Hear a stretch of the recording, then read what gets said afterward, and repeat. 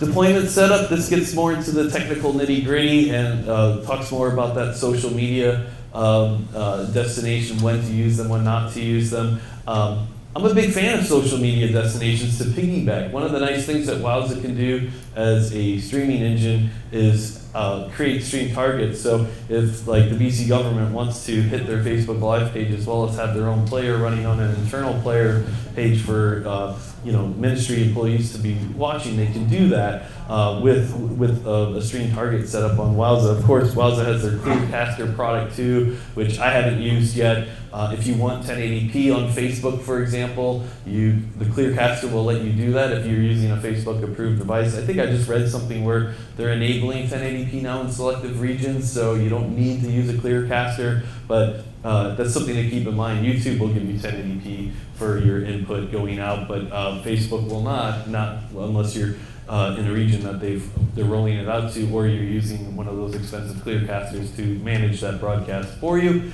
I'm not saying it's a bad idea. If you're using Facebook a lot and you have 1080p sources you want to drive, you probably want to look at something like the Clearcaster to use it.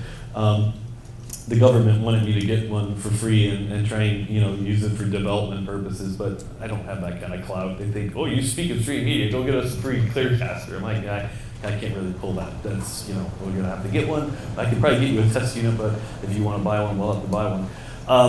But one of the things with social media, and it's tricky because especially the more security risk that I could potentially bring to the equation with my service offering, I won't necessarily get access to the stream media, to the, have authorized access to it. Usually what I like people to do is add one of my Facebook accounts to their admin team and then remove me. The worst thing is for them to share credentials to one of their accounts with me. Then they have to change passwords, and it's just like, no, just add me to your team, to the admin team, so I can, have the Wowza can push directly to it.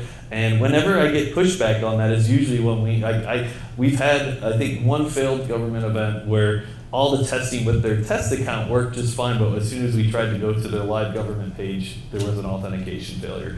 Either because the person that they gave us credentials for was removed from that group. It was so hard to figure out in the post-mortem just what exactly happened there, because we were getting this denial of the stream from a Wowza level. It had worked perfectly before, and most people don't want you to do tests on their live page, even if you're going to delete them immediately following, because people get notifications. That's one thing I wish you could do on a social media platform like Facebook, is disable notifications for public tests, right? Or if I want to do a test to a government page on Facebook that, because that's what and it's a rightful concern, because if there's 10,000, 20,000, 30,000, however many people in the province that are subscribed or want notifications of a live stream going, they'll get a false positive, right? They're all going to get a notification that the government's now streaming, and that's all bad, right? But you can only do so much of testing against a completely different account. Like I can test all day to my personal timeline and it's going to go great. That doesn't mean it's going to go great with the actual page on the day of.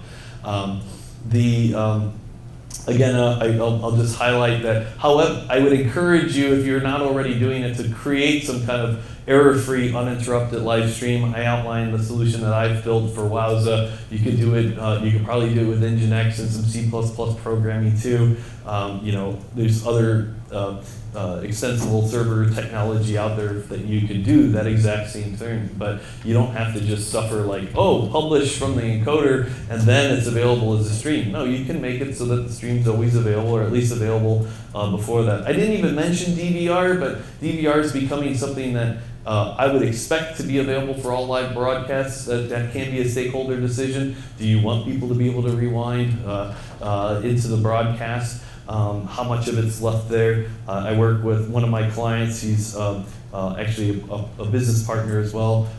He does hockey, minor league hockey league streaming in British Columbia, and we're only recently adding DVR to his offering.